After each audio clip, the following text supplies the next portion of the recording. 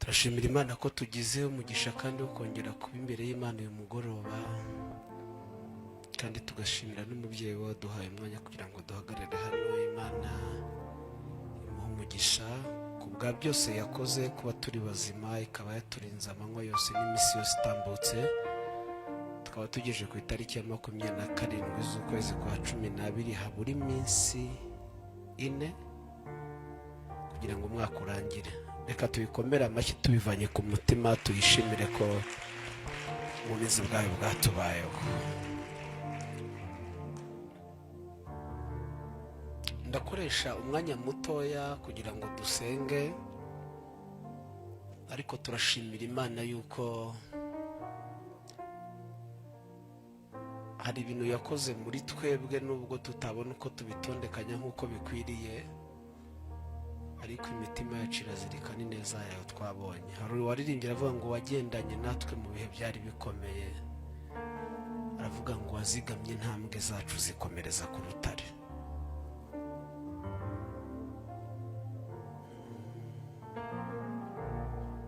Ineza yawe imerekeze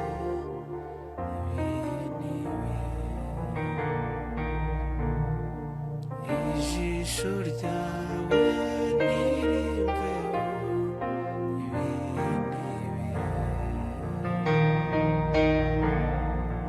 iri n'isengesho umeneye umutima, icyo nsaba tugumane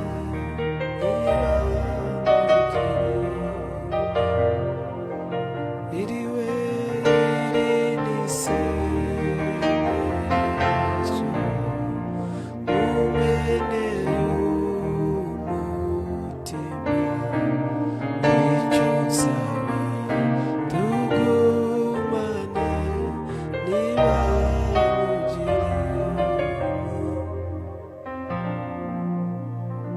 nimumve mbabwire iby'izina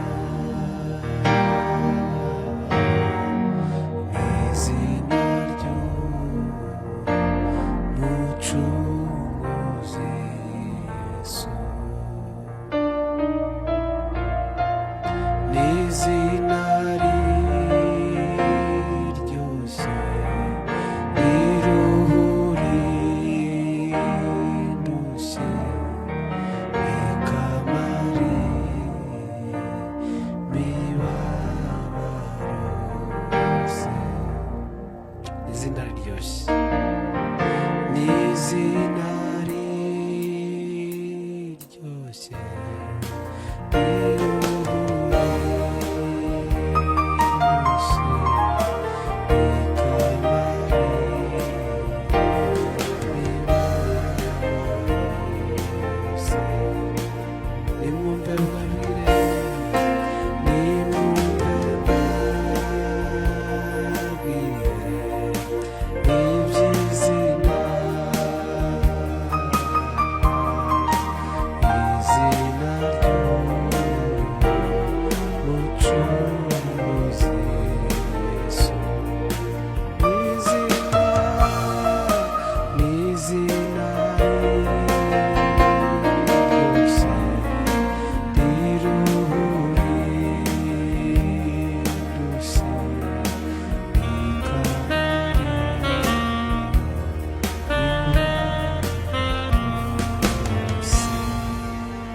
kubw'iryo zina. Reka dukomere Imana amashyi.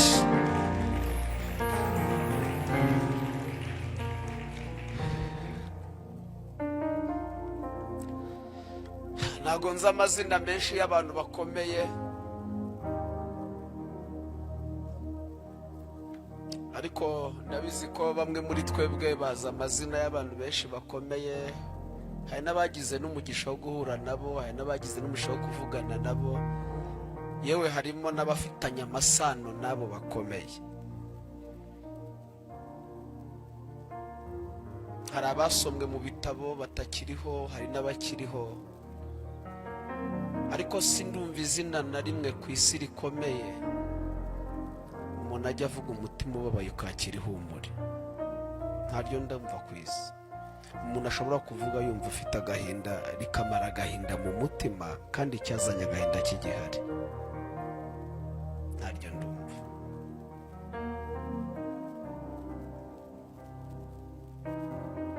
Ariko iri zina rya Yesu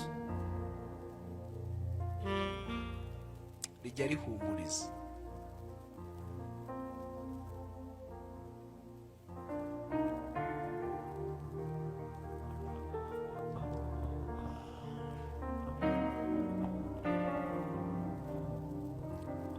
Rijya ritanga ibyiringiro kandi nta kintu gifatika, rikakwereka ko ejo hahari kandi imfatire zose zasenyutse.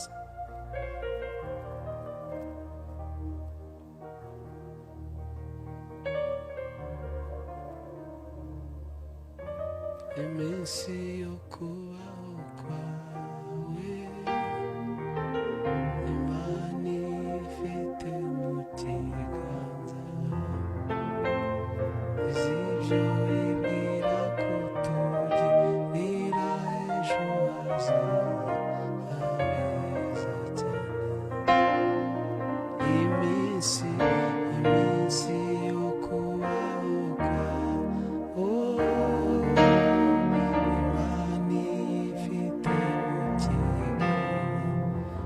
iz'ibyo ibwira kutugirira ejo hazaza habeza cyane.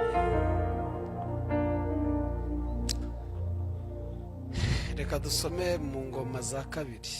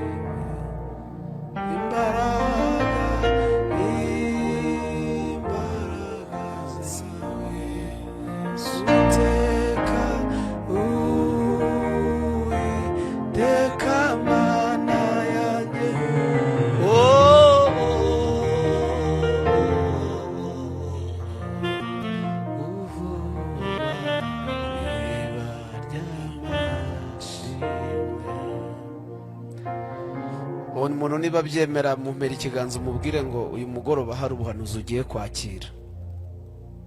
Niba byemera ariko mubwire ngo uyu mugoroba hari ubuhanuzi ugiye kwakira. Kandi nubyizera mu by'ukuri hari icyo biri buze kurema muri wowe. Ingoma za kabiri ibice 14 umurongo wa 5 n'uwa 6 niho ijambo ry'ubuhanuzi Imana yampaye riri. Ubundi ndivuga uko narihawe, ubundi dusenge.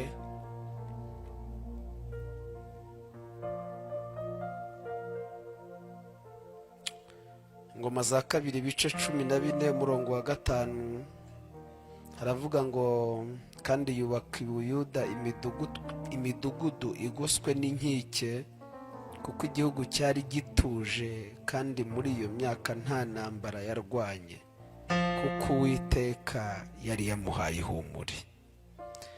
Yari yarabwiye Abayuda ati nimuze twubake iyi midugudu tuyigoteshe inkike z'amabuye n'iminara, dushyireho n'inzugi z'amarembo zikomezwa n'ibihindizo. Igihugu kiracyaturiho kuko dushatse Uwiteka Imana yacu, turayishatse nayo iduhaye ihumure impande zose, nuko bubaka bafite amahoro. Aka kantu kavuga ngo turayishatse nayo iduhaye ihumure impande zose, nuko bubaka bafite amahoro.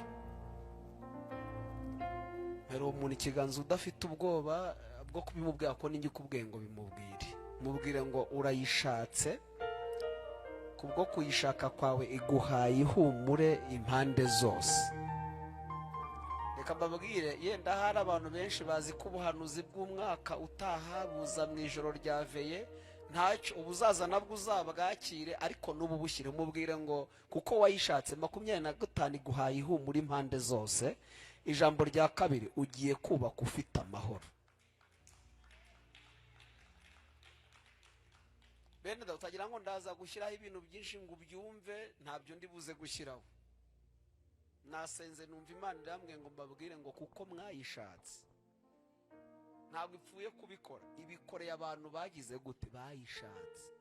Utagira ngo ni bose, utaza gutaha ubwira abantu batayishatse. Kurumva oya, singutumye gukora itangazo, yambwiye ngo mbwire abantu bayishatse ngo 25 ibahaye ihumure impande zose, apana uruhande rumwe. Kabiri, bagiye kubaka bafite amahoro. Kwataye haleluya. Jewe John naguhihumure uruhande rumwe. Ngewe nshobora kuguhihumure mu ruhande rw'inzara, havuga ngo ikibazo cy'inzara mu rugo iwawe ndakirangije, aho ngaho ntanze ihumure mu mirire. Ariko sintanga ihumure mu bana, ariko ndashimira Imana ifite ubushobozi bwo gutanga ihumure impande zose.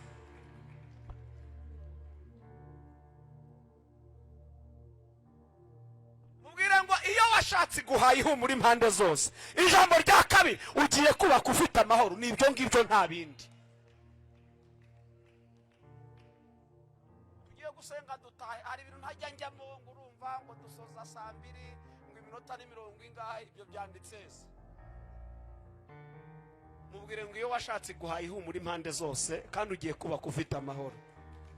25 uriya mwaka reka simurare si byiki mwitezemo ibintu. Ndabizi hari ibintu bizamuri 25 natangiye kubyiyumvamo. Ndi gusenga yambwiye ngo nze mabwire ngo utanze ihumure kubayisha, apana kuni kubayishatse. Ntabwo ari abayibesha, hoya ni abantu bayishatse. Usoma uhereye hejuru uraza gusanga hari ibintu asa yakoze. Hari bigirwamana, hari ingoro z'ibigirwamana yabanje gusenya. Hari ibintu yabanje gukora mbere yuko ahabwa. Hari ibintu byateye Imana gutanga ihumura impande zose. Ntabwo ari bose bazarihabwa, ari zahabwa abantu bayishatse, bakoze iby'Imana. Bakoze iby'Imana ishaka, babanje gukora ibyo ishaka bakayishaka, izabaha ihumura impande zose.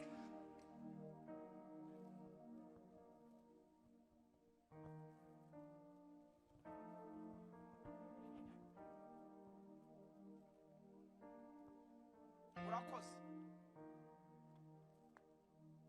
Dusenge.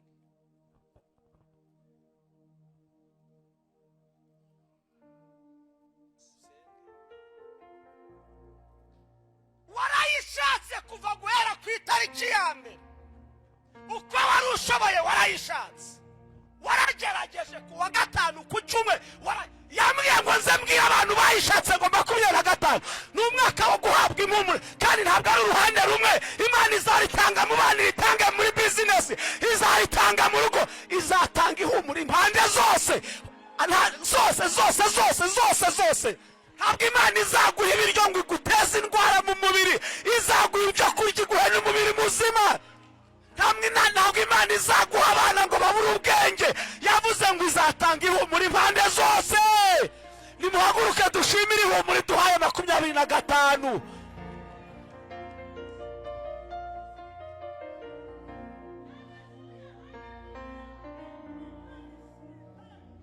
Uzi kugira ngo wubake urugo uburi ihumure ry'urubyaro, ushaka ariko witwa ingumba. Uzi kugira ngo ubone akazi ariko ubura amahoro yo kurya amafaranga wakoreye. Uzi kubyara abana bakakuriza kandi warababyaye. Uzi kubona ibiryo utemereye kubirya kubera indwara ziri mu mubiri. Uzi kurara udasinziriye utabuze ibyo kurya biri muri ariko ukara udasinziriye.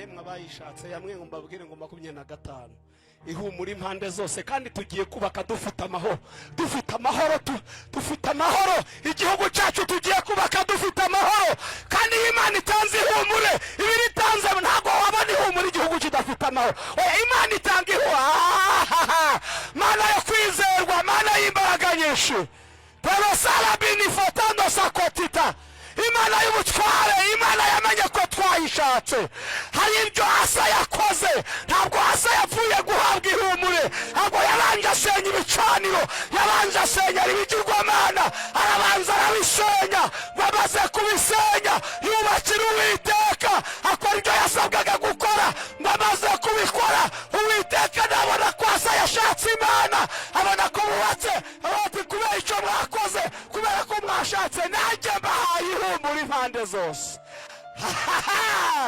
kuri iyi tariki ya 27 z'ukwezi kwa 11 uwa gatanu wa nyuma w'umwaka uyu niwo azokote safosa soladras tuzongera guterana kuwa gatanu muri 2025 wagendanye na n'itorero wagendanye n'umungeri mwiza wagendanye na bishop wacu wagendanye n'abashumba wagendanye n'ingeri zose 24 wari umwaka ugoye ariko twaragushatse ntiwadusize twenyine nubwo habayemo ibyago ariko turememo n'ibyiza none uravuze ngo kuri 27 z'ukwezi kwa 12 uwa gatanu wa nyuma w'uku kwezi ndetse n'uyu mwaka uravuze ngo utanze ihumure impande zose lezola fo uritanze mu babyeyi uritanze mu ngo zacu dozala bine foradra uritanze mu gihugu cyacu uravuze ngo utanze ihumure impande zose ntabwo ari uruhande rumwe oya ntabwo ari uruhande rumwe oya si uruhande rumwe umuntu yaba afite ihumure afite inzu nziza ariko akarararira kandi ari mu nzu nziza umuntu yaba agenda mu modoka nziza ariko agahorana imisonga y'uburibwe uravuze ngo utanze ihumure impande zose utanze ihumure impande zose kandi tugiye kubaka dufite amahoro hari ibyo twari twararetse kuba kubera ko nta mahoro erega igihugu kitarimo amahoro ntabwo cyubaka ariko utanze ihumure impande zose utanze ihumure muri ekonomi utanze ihumure mu bijyanye n'uburezi utanze ihumure ahantu hose mu gihugu erega duhaye ihumure buri haye igihugu twagushimiye ko tugiye kubaka dufite amahoro urabikoze uhimbazwe Kristo ubikoreye abantu ubikoreye abantu bagushatse abagushatse ubahaye ihumure 25 ni umwaka wo guhabwa ihumure kandi impande zose mu bana banjye hakaba ihumure mu rugo rwanjye hakaba ihumure mu byo ihumure impande zose tukaryama twiziguye kubera ko dufite amahoro kandi uravuze ngo tugiye kubaka dufite amahoro bizinesi zigiye kubakwa ingo zigiye kubakwa insengero zigiye kubakwa umurimo wawe ugiye kubakika kubera ko hari amahoro iyo hatari amahoro ntabwo abantu bubaka hari umwiryane intambara zirasenya ariko amahoro arubaka tugushimye ko udatanze ihumure gusa ahubwo tugiye kubaka ibyari byarasenyutse kuko hari ibyasenyutse ariko 25 ni umwaka w'ihumure impande zose ni umwaka wo kubaka ibyasenyutse ndetse tugahangana ibisha kuko ari umwaka udasanzwe tukuzamura amaboko turagushimiye ibyifuzo biri muri terana ndabisengeye ndasengera ibyifuzo biri muri teraniro muri ya saha imwe nawe twashyizeho kuba imbere yawe wabanye natwe ya gatanu wese yatambutse hari amashimwe waremeye muri uyu wa gatanu hari ubuhamya twumvisha bw'ibyo wahakorewe ndasengera ibyifuzo abantu bazanye abafite uburwayi bakira ihumure ry'ubuzima bakira ihumure imibiri yabo y'ubuzima abashonje bahabwa ibyo kurya abafite amadeni bayishyurirwe abadafite akazi bagahabwe 25 tuzatangira ukwezi kwa mbere hari amashimwe y'ibyo wakoze ndasengera ibyifuzo abadafite uko bagira ibibazo ngo bizagenda gute ntibemere ko basoza umwaka bahagaritse imitima ahubwo basoza umwaka bafite ihumure kandi impande zose basoza umwaka bafite amahoro bazatangira umwaka hari ibidasanzwe ibyo turabisengeye hari ibyo abantu bavuga hari ibyo batavuga hari imishinga idushizwe imbere hari ibyo duteganya gukora mu kwambere abana bazajya ku ishuri Imana itanze ihumure uzatanga minerivare uzatanga byose bikeneye abana bacu bazajya kwiga bazarya neza mu minsi mikuru, bagomba kwambara neza. Uzaduha inezeza imitima yacu, sengera ibyifuzo dufite ngo ubisubize, kubera ko Imana isubiza. Reka byose biri mu kiganza. Iyo urambuye ikiganza cyawe uraza kwifuza ko ibyaremwe byose nanjye ndabasengeye. Waje gutakira umutabare, waje yihebye umurema w'ibyiringiro, bafite imishinga y'ubukwe batabona ubushobozi, baremera ubushobozi. Abakeneye amakuru badafite bazabana, baremera bazabana. 25 uzaba umwaka wo gushyingira abasore n'abakobwa, uzaba umwaka wo kwagura imiryango, uzaba umwaka wo kwagura itorero, uzaba umwaka wo kongera abakozi, uzakora ibidasanzwe, uzadukure mu bukode, uzatanga amazu, uzatanga imirimo, uzahindura amateka y'ubuzima kugira ngo utemere ibihamya abantu bazamenye kwiye dusenga ari Imana ihindura ibihe. Hari abarakozi ko dukwiye gusabiriza, dukwiye gutega amaboko. Ntabwo turindushe, twamenye Imana ishobora byose, twamenye Imana ifite byose mu kiganza. Dukwiye kuba icyitegererezo mu by'umwuka ndetse n'iby'umubiri. Tugomba gutunga tugatungisha abandi, tugomba gutungisha abandi, tugomba kubera igihugu umugisha. Ntabwo tugomba kuba ikibazo, tugomba kuba umugisha. Mu miryango tukaba umugisha, mu isi tukaba umugisha. Aho tugeze byanze bikemera, aho tugeze hama mu izina rye turaba umugisha, turaba umugisha. Wafashe imigisha yose uyibumbira muri Kristo, uramuduha. Tugufite dufite byose. Dozala benefo sansola dras. Ndasengera umuntu wese waje avajwe n'umubiri, waje avajwe n'umubiri, ndamusengeye. Twizeye ihumbure, iminsi isigaye irangira turi amahoro, turayisoza neza. Tuzaba mu ijoro ryavuye tuguwe neza, twararwaye ukadukiza. Twebwe tambo yadutambiye, ariko nawe hari icyo wakoze. Uhimbazwe Kristo. Tukuzamuriye amaboko, tugukomeye amashyi. Ababyeyi bakuvugirije impundu, ayo mashyi n'ayawe, ayo mashyi n'abaraye Imana tuyongere, izo mpundu tuzongere, kuko dushimira Imana. Abamubwire ngo wuzuye amarira, wuzuye agahinda, kuko Imana ikoze igituma useka. Imana ibaha umugisha mu izina rya Yesu. Imana ibaha umugisha. Narivuze ngo Imana ibaha umugisha, narivuze ngo Imana ibaha umugisha, Imana ibaha umugisha. Muzagira umwaka mushya muhire, wuzuyemo ihumure n'amahoro by'Imana. Amen, amen.